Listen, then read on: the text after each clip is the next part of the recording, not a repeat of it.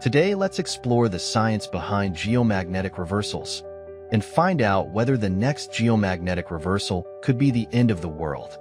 First, let's try to understand where the Earth's magnetic field comes from in the first place. Our planet does not necessarily have a magnetic field. The planets on either side of us, Mars and the nearby stars, neither has a magnetic field, but the Earth does. This is a good thing, because without a magnetic field, life may not be born here. Due to the protection of this magnetic field, deadly solar radiation is deflected away from the Earth's surface. Without radiation breaking down our DNA, cause mutations and cancer, life can flourish. Scientists are still trying to figure out why some planets have magnetic fields and some others don't. But the current main theory is the Earth's core acts as a giant generator. This is a physical principle. You can use an electric field to create a magnetic field. Vice versa. This is how a power plant works. By moving a magnet across a spool of liquid coil, it causes current to start flowing. Because the changing magnetic field exerts the same force on the electrons present. The motion of electrons creates a magnetic field around a vertical circle in the direction of their motion. This is consistent with Faraday's law of induction. But how this principle applies to Earth's core is a complex and subtle process. First, our core needs to be at least partially liquid. And luckily it's true. Deep inside the Earth's core there is a solid core.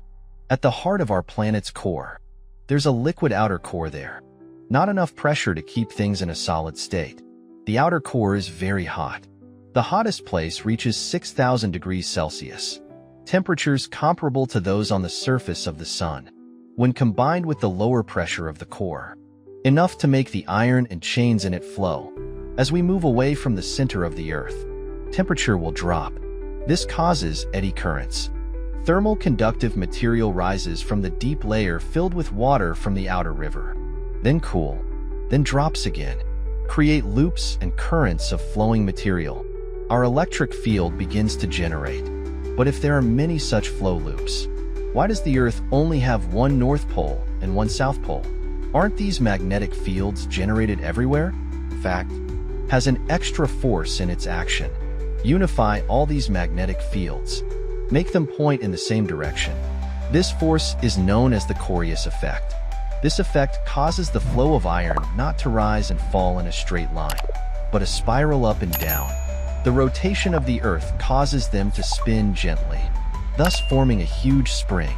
Each part of each spring creates a magnetic field around it. This magnetic field is circular, formed around its direction. The final result is, the interior of these springs creates a fixed identical field. All magnetic fields move in the same direction. The outside is the magnetic field returning to the bottom of the coil. In short, it creates the well-known magnetic dipoles we see today. That is the North Pole and Antarctica. But this process is unstable, because it's based on a lot of liquid iron. This iron is basically just flowing. This is not very consistent, so our magnetic field is constantly fluctuating and oscillating. We see this in different ways. But one of the big signs is that our Arctic is constantly moving.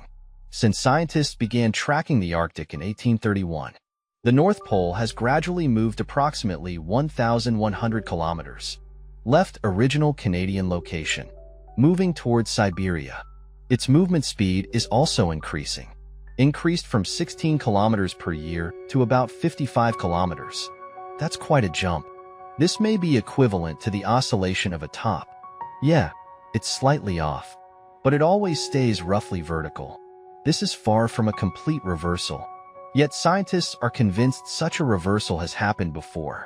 There is even a specific number. The past 83 million calendar years have occurred 183 times. How they guide? The answer is locked in the iron on our planet's surface.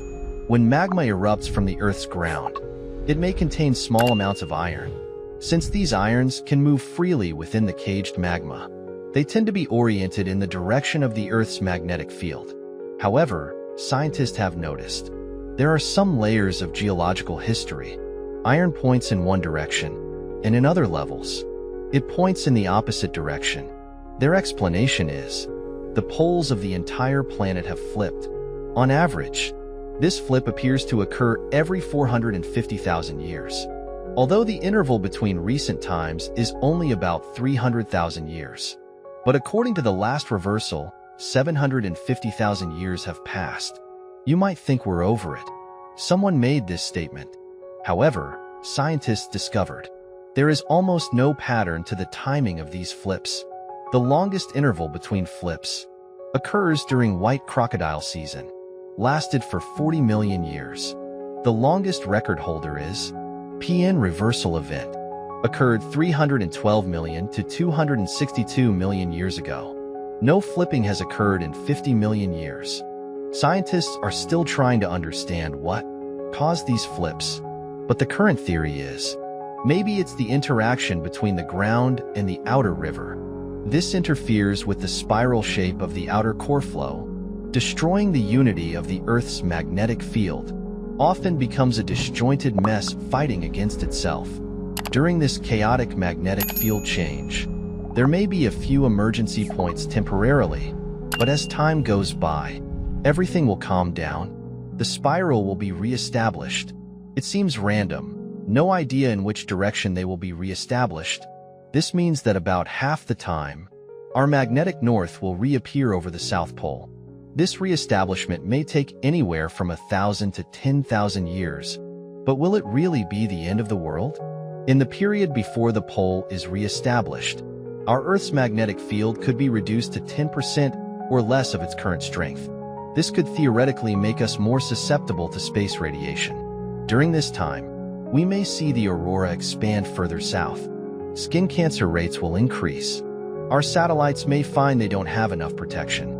Radiation will burn out their circuits, causing them to malfunction, maybe even slowly falling off the track. Our grid will be more vulnerable to solar storms. This could cause large swaths of the planet's population to lose power. No electricity and satellite communications. This would be a serious blow to our global civilization. It could be worse.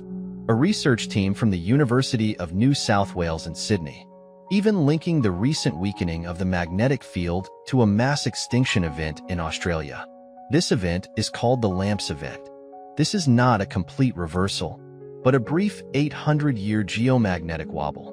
Presented in their 2021 study, surge in atmospheric radiocarbon levels due to collapse of Earth's magnetic field.